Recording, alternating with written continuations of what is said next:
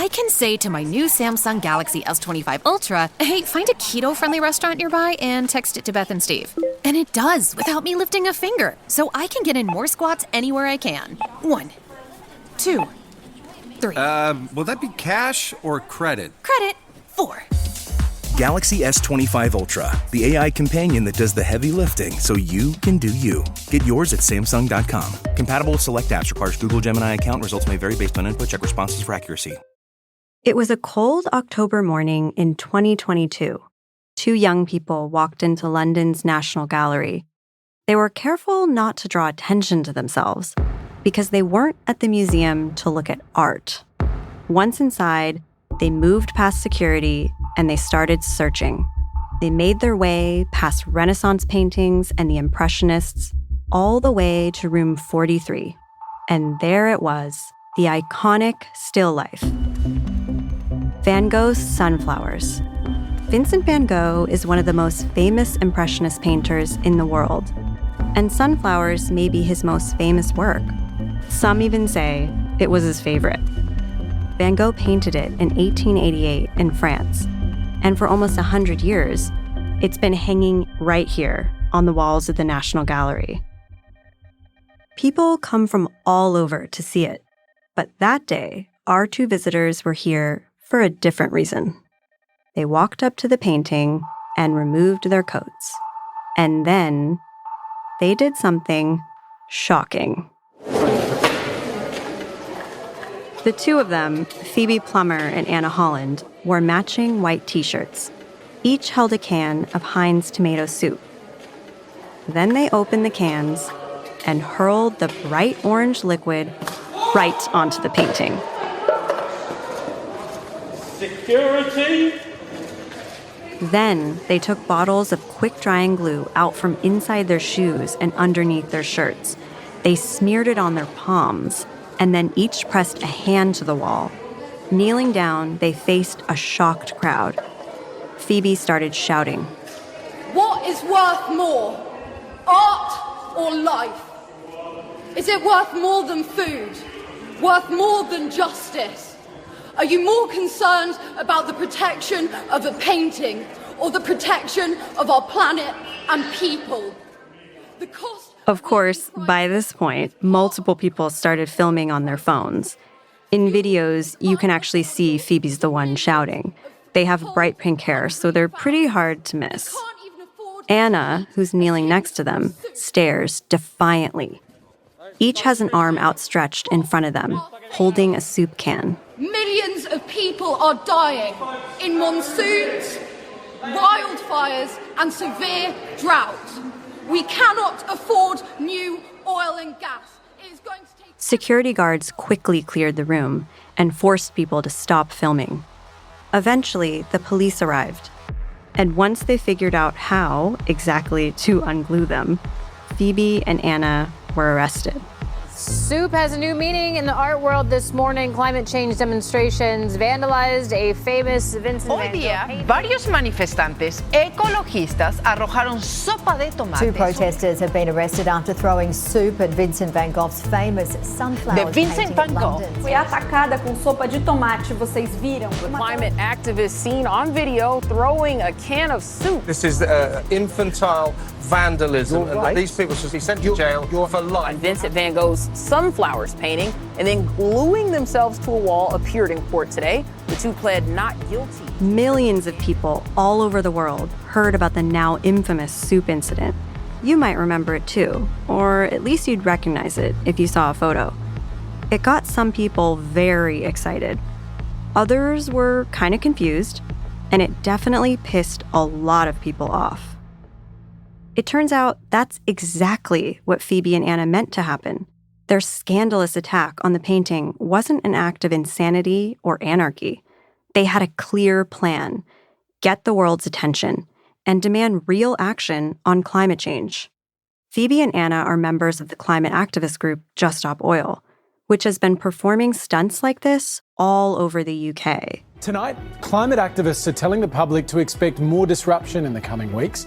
The warning... Their actions have caused headaches for the government, for the police, and, for everyday people too. You know, we see people on bridges on gantries. It's a huge distraction to people who are trying to drive safely. And they've even inspired copycat protests around the world. She rests behind protective glass, and for good reason. Leonardo da Vinci's Mona Lisa targeted by protesters. The duo hurling soup at the 16th... They want the government to stop licensing new oil, gas, and coal projects, hence the name, Just Stop Oil. These are ordinary people who are doing outrageous, often dangerous stunts that have gotten them labeled as crazy or landed them in prison because they believe it's the best way to save the planet.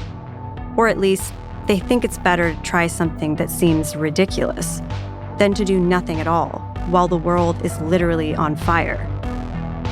But even if you think you know what happened and why, there's a lot more to this story than meets the eye. So in this series, we're pulling back the curtain and going inside a group that has captivated the media and puzzled outsiders. Will stunts this controversial make a difference? And who's actually crazy here? I'm Alessandra Ram. And I'm Samantha Oltman. This is Sabotage, a production from Good Luck Media, the first studio for climate.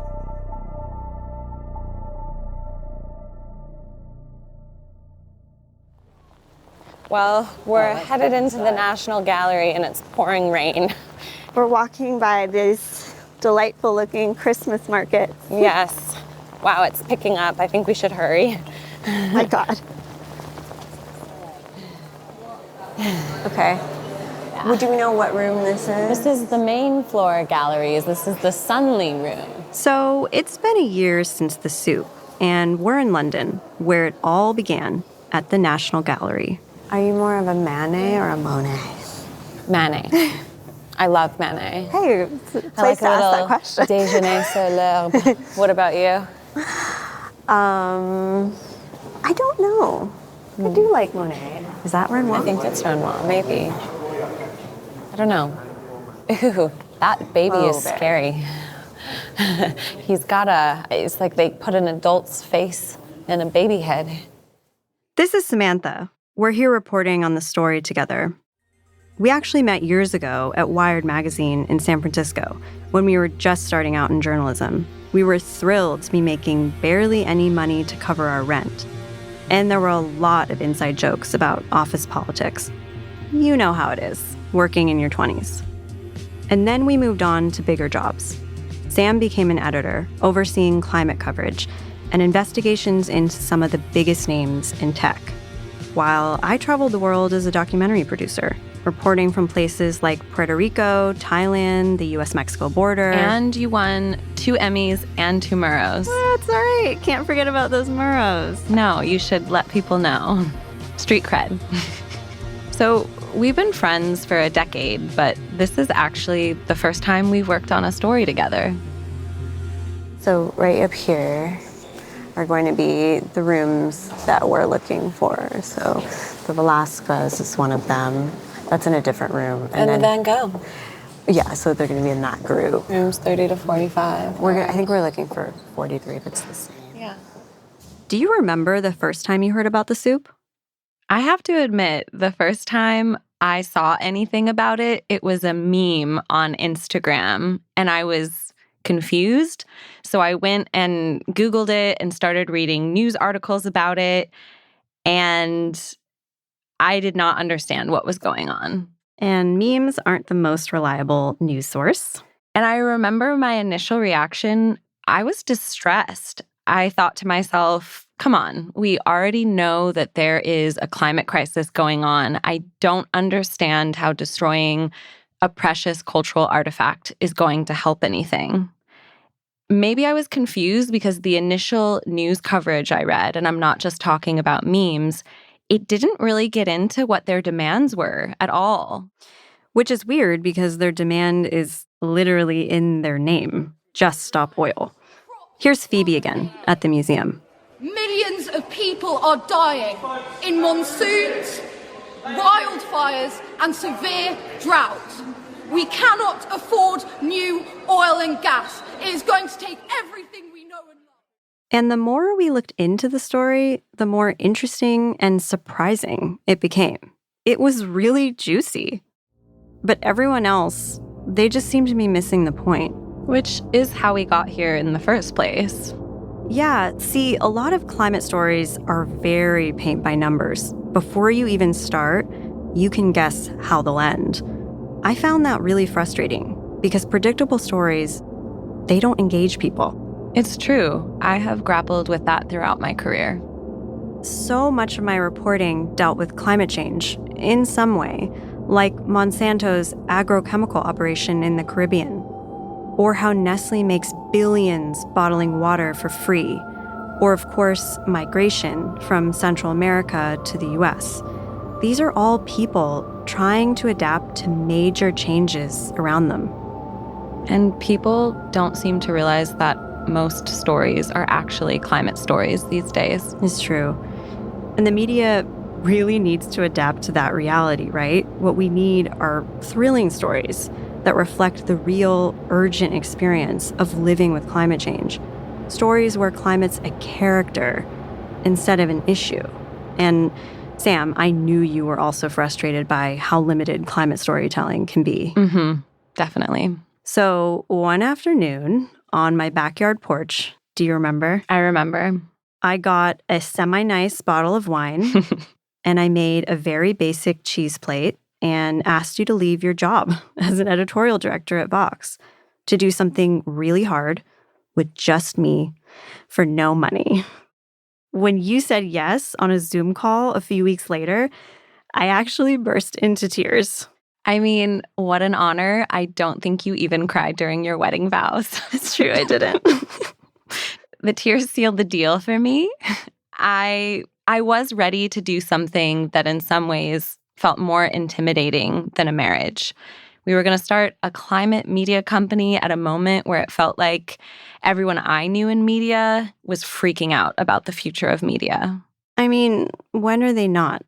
It is a constant freak out. But in some ways, it is easier to start something completely new than to try to remake something that already exists, right? So that's how Good Luck Media was born. Around the same time, across the pond in the UK, another group of people were frustrated by the lack of action around climate change. Answer me this. What do you achieve by attacking things people hold dear? Like works of art? Like statues? What do you achieve by that, honestly? Yeah, you've asked me a very reasonable question. What do you achieve by that? So we've been disrupting the art galleries, we've been disrupting football matches, we've been disrupting the M25, and we're saying the media is not doing their job properly and they're not telling you the truth about what's coming down the line. But there are ways of doing it that can avoid tens of thousands of people having their lives completely Just weeks ago, disrupted. a third of Pakistan was underwater. The rains have failed in Somalia for the 5th year in a row, meaning mothers cannot feed their children. But we know that, and we covered that. We had correspondents out there. There is a COP27 conference. You may have been covering it, but the media has failed to make political change. Hang on, we've got... Politics has failed us. I'm 28. This is the 27th COP conference. And what has happened every single year? The emissions have risen and risen and risen. If you were doing your job properly, everyone would be out on the street. This is Indigo Rumbelow, one of the founders of Just Stop Oil.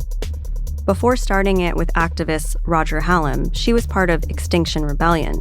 That's another climate group that's been involved in pretty high-profile actions in the US, too.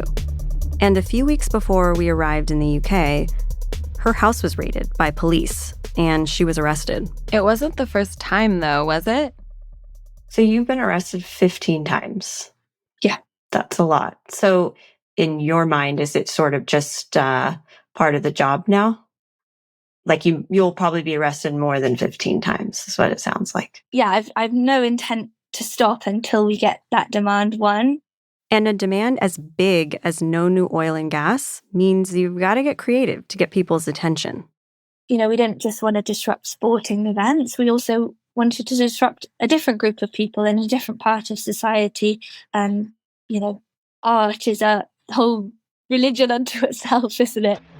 It was Indigo who helped come up with the idea to throw soup on the sunflowers painting. The soup idea came out, and lots of people were saying, whoa, that's really weird, don't.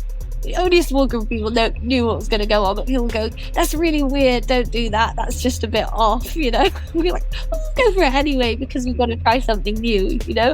And then it just goes viral. So why do those type of actions upset people so much? I will let you know that it is still a myth to me, but what's clear is that it works. I mean, it did work because they got worldwide coverage. And now, a year later, we're here in London, wandering through the rooms of the National Gallery, asking about a painting, a protest, and a can of soup. Do you know, is Van Gogh's Sunflowers back on display? Yes, it's on display, room 43. So you go left here and then 32 right, 43. Okay, so it wasn't damaged? That was a year ago. We can't really talk about it, but yeah, it's on show. Everything is... Oh, okay, everything's back. Yeah. Great, room 43. Okay, cool. God, there's so many rooms. Were we in this one already? We don't have the best senses of direction, and we wanted to hear the staff gossip. So we decided to see if the guards would talk to us about it. Excuse me? Yes. Can I ask you a slightly odd question? Yes. Were you here when the incident happened with that painting? Yes. Yes, you were? Yeah, I wasn't in this room, but I was in the other, yes. Was it crazy? Yeah, it was just the left wing just coming to cause trouble. Because they came over there, tomato soup, threw it over the painting.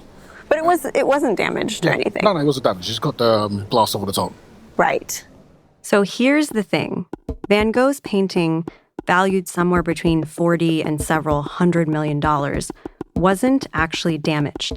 It was protected by glass, which Phoebe, Anna, and the other members who pitched the attack knew all along. But most people did not know that, hence the freak out. Yeah, so they're targeting this institution in particular. To stop the oil, thinking they can, stop oil production, which they're not. Mm-hmm. Right? That must cause a lot of frustration. Yeah, they cause a lot of trouble, yeah. And we had them as well. They came and glued themselves to one of the frames as well. Super glue. And obviously, you have to get the fire brigade and the ambulance service to peel them off. I can't imagine, because it's like this room in particular is just so crowded, so that just must have been crazy. But it wasn't the only crazy moment to happen in the museum. And a couple of weeks ago, we had another couple of them came in with hammers. Yeah. And smashed the glass of one of the pictures. And that was the... Yeah, Velasquez. The Velasquez. Yeah. Okay. Huh. That's right. When we get back, the crazy plan that almost didn't happen happens again.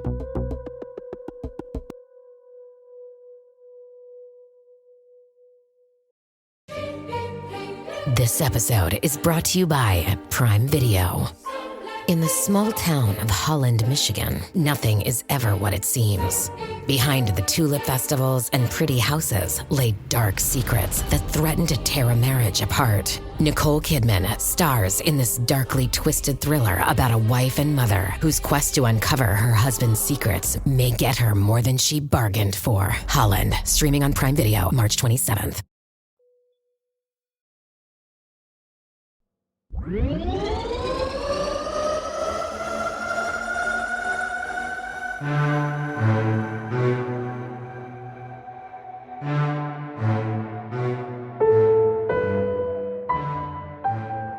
Just 1 week before Sam and I made it to London in the fall of 2023, Just Stop Oil targeted another famous painting in the National Gallery.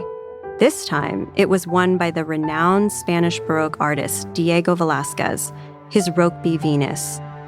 It depicts the Roman goddess of love and beauty. She's lying on a bed, her hair swept up, and her back's turned away from the viewer. She's gazing into a mirror that her son Cupid is holding in front of her. She looks great.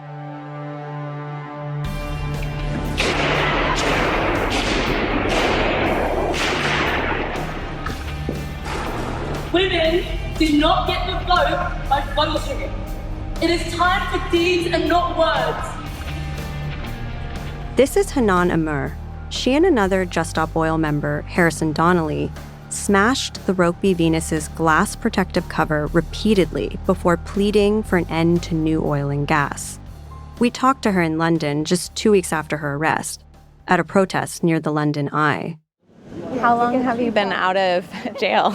Okay, so yeah, the last time I was in a holding cell was it 2 weeks ago now? The last time? Yes. So you've been a few times? So twice. I've been arrested twice. Probably more to come.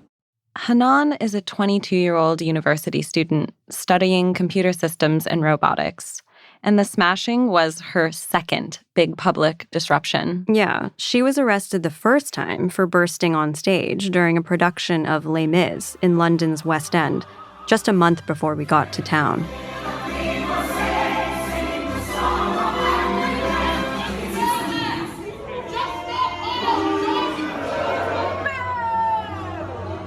But this second action was even more deliberate. More than 100 years ago, the very same painting that Hanan and Harrison targeted played a starring role in another activist's protest, one that's cemented in British history with Mary Raleigh Richardson, a famous British suffragette. In 1914, she entered the National Gallery, armed with a meat cleaver, and slashed Velázquez's Rokeby Venus multiple times. And 110 years ago, the painting was not protected by glass. And then I think about all the rehearsals that we did. I completely missed the spots that I was supposed to hit, by the way. You rehearsed where you were going to hit the glass? Yes, we wanted to align it with what the suffragettes did. Yeah. So align it with the slashes. I missed. Someone said they were never going to play darts with me ever. That's so crazy. Richardson was a journalist fighting for women's suffrage. At the time, her friend and fellow suffragette, Emmeline Pankhurst, had been arrested and imprisoned. She argued that the anger over the destruction of Velázquez's Venus, the most beautiful woman in mythological history, was hypocritical in light of the mistreatment of real-life women like Emmeline. So Just Stop Oil protesters, following in the footsteps or slash marks of the suffragettes, makes sense.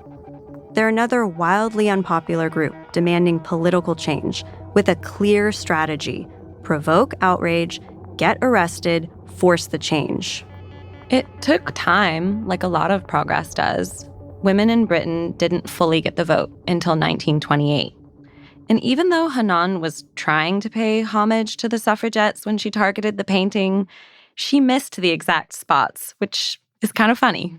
The reason I miss is because it's like, 1 minute you're fully conscious, you're even like too conscious, you're paranoid, you think everyone knows what you're about to do. And then the next, it's almost like a blackout. And the next you're doing the action and it's like, I'm no longer myself. I am a message. I am a cry for help. That's what it felt like, it was just. And we found out the activists actually rehearse these big protests, given how much can go wrong in the moment. I'd say we were planning it. I don't know if legally, if I could say, but there is a bit of organisation behind it. And did you know Harrison? So I didn't know Harrison. We met on the day, in person. We met on the day. Wow. We'd had obviously a few Zooms. Mm-hmm. But that's my brother for life as well now. We're properly trauma bonded. Love Harrison. He's such a sweet soul. Still, we wondered how much Hanan was influenced by Phoebe and Anna's decision to throw the soup. So the soup happened before I'd got myself involved, and I just thought it was genius. If you don't think any one of those artists, whether it's Van Gogh, whether it's Victor Hugo, if you don't think those artists would agree with what we're doing, then I think you've missed the point a little bit. Why do you think it pisses people off so much? Because art is escapism. When you are upset and life is shit, am I allowed to swear? Sorry. Say whatever you want. Okay, cool. And life is shit. What do? You stick on a film, you go to a gallery, you watch a play, and things are really bad at the moment, and things are really bleak. So I think when people feel like their escapism is attacked, then they're rightfully pissed off. Hanan called back to Richardson's exact words in that room 110 years earlier. What I said was just a reflection of what the suffragettes said. Deeds, not words. And also, women didn't get the vote by vote, and that to me is so powerful, and is so it shows that like the system is rigged. But even if Hanan and Harrison saw themselves like the suffragettes, activists in a rigged system, many people don't see it that way. We wanted to explore the question of why people think targeting art is going too far when you're trying to save the planet. So we called Amy Woodson Bolton. She's a professor at Loyola Marymount University in Los Angeles, and she's incredibly knowledgeable about British history, art, and museums. Well, let me say, it confirmed much of what I think as I study the history of museums, which is just that they are one of the kind of few really public spaces that many people think of really as almost sacred spaces. Because museums are so important in our culture, because they hold this kind of unique place where we've all agreed that these are valuable objects, I think they do make for powerful places of protest, and they have been used for protest. There's a long history of protest in museums. She's right. In 1974, for example, an artist spray-painted the words "Kill Lies All" in giant red letters on Picasso's Guernica at the MoMA. He was protesting war crimes committed by U.S. soldiers in Vietnam. More recently, in 2019, a group staged a die-in at the Louvre to protest the Sackler family and their role in the opioid crisis. And of course, street artist Banksy shredded his own piece, Girl with Balloon, at a 2018 Sotheby's auction. It was a commentary on art and capitalism, but it may have been more spectacle than protest. And side note, the shredded version is now worth over $25 million. Is Just Stop Oil radical? Are the actions they taking radical? When you think about them in the scheme of history and protest? It's such an interesting question because in so many ways, they're not particularly radical, right? I mean, they're like throwing soup at paintings in a museum. They're not blowing things up. They're not, they're not using violence. And yet, the kind of perception of violence, I think, is very interesting. This was the scene of the crime. Yeah, the crime. If you want to say that. Yeah. I'm sure the museum does. So, after walking around the National Gallery for what felt like a long time, we finally found room 43. Ironically, it was really close to the museum entrance, and it was packed with visitors. People love Van Gogh. This is the painting where we're seeing the most selfies. Oh, yeah. Yeah. Yeah. This is one of the most crowded rooms we've been at in the gallery. And there it was, Van Gogh's Sunflowers. By now, Sam and I had watched the video of the soup getting thrown on the painting too many times to count. So to be in the room where it happened was sort of strange, but not in the way we expected. Yeah. I don't know how to describe it, but this feels almost anticlimactic because it's just like nothing ever happened here, A year after all the outrage, Van Gogh's beloved painting hung in the same spot where Anna and Phoebe threw soup on it. This painting, though, looked as though nothing had ever touched it. People were even bumping into each other to take photos of it, like it was a celebrity. Van Gogh was unappreciated during his lifetime. He only became famous when people learned the story of his life and his struggles with mental health. Today, Sunflowers is considered a masterpiece. And for art like this, people feel connected. They feel protective of it. And that was true of the folks we spoke with as they were leaving the gallery that day. We asked if they'd heard about the protest and what they thought about it. We're a climate-focused studio from the U.S., and we're doing a story about art and protest. Yep. So we're just wondering if you had heard about the recent protests at the National Gallery with Just Stop Oil. Well, to attack a work of art to me is appalling. So yeah, I have a lot of sympathy, but I don't approve of the method really. But how you get that message across, I'm not sure. But I thought their action was just disgusting. They really. They damaged the cause of environmentalism hugely. It was without sense, without caring, without love of art. They were just being fucking destructive. To do that to something so gorgeous and so wonderful, I think it is contradictory to what they're trying to do. Was the painting protected by glass? It was protected by glass. Well, if the painting wasn't damaged, I can understand that it was a statement. Mm-hmm. The problem is you've got to somehow do it without having the label of vandal attached to you. And that's the problem. If you try to promote your cause by targeting something that is seemingly unrelated to climate, and if it's something people are so attached to, you are going to provoke outrage. But if you're quiet and polite about it, no one's going to care, much less notice. And that's why Just Stop Oil does what it does.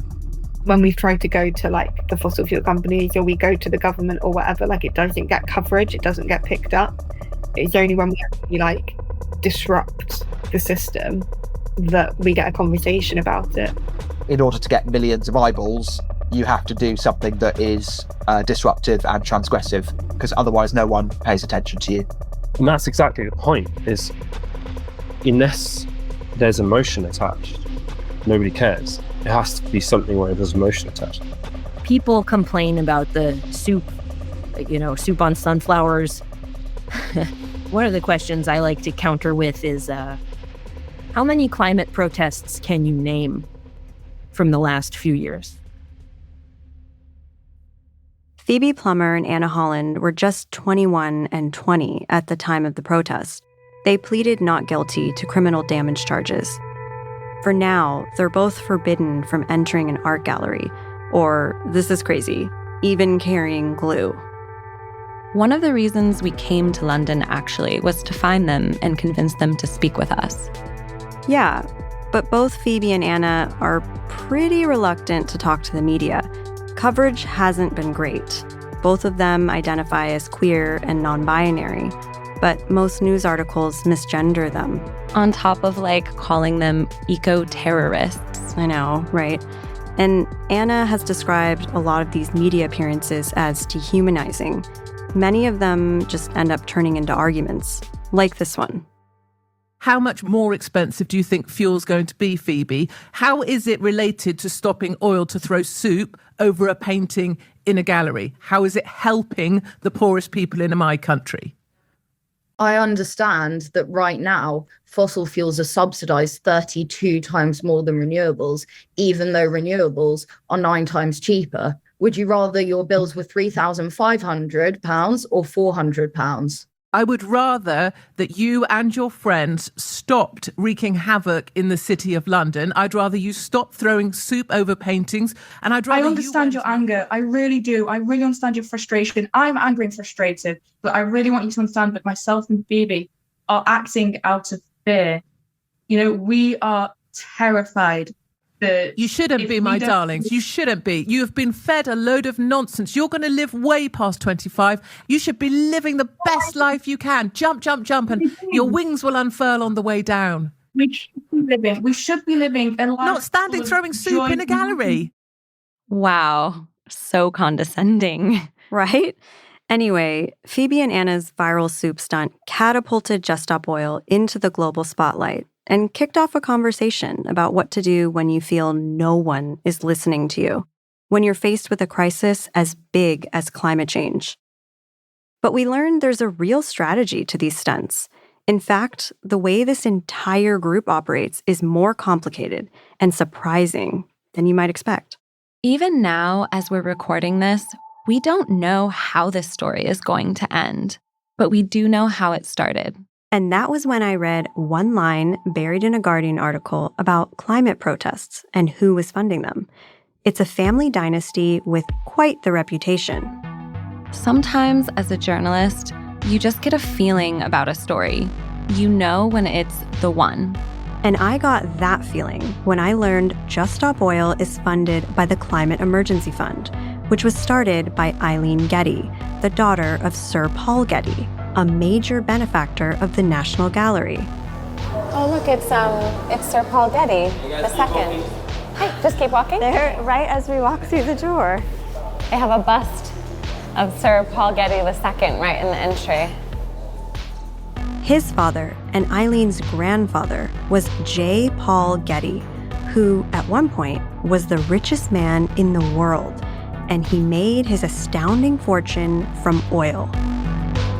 Just like you heard us do, Phoebe and Anna actually entered the National Gallery through the Getty entrance. That's right. The Gettys gave so much money to the museum over the years that there's an entire entrance named after them. In other words, Eileen Getty's oil fortune funded an anti-oil protest in a museum that has her family's name all over it. How's that for a twist? On the next episode of Sabotage, we meet the Gettys, a dynasty synonymous with oil, art, and scandal, and we learn more about the rebel who's trying to make up for the last 100 years. Sabotage is an original production from Good Luck Media. The show is hosted, reported, and executive produced by Samantha Oltman and me, Alessandra Rom. Our producer is Hannah Chinn. Our consulting senior producer is Rebecca Sananes. Our field producer is Andy Fallon. Our audio engineer is Eric Gomez, with original music by Daniel G. Harmon, with executive producers Adam McKay and Stacey Roberts Steele, produced in partnership with Yellow Dot Studios. Sabotage is represented by Drew Wellborn from WME and Andrew Randoni from Bala in Los Angeles. Our show art was designed by Louisa Betancourt. Special thanks to Nick Carden of Carden Audio. Good Luck Media is an independent journalism studio where climate is the main character. We'll see you next week.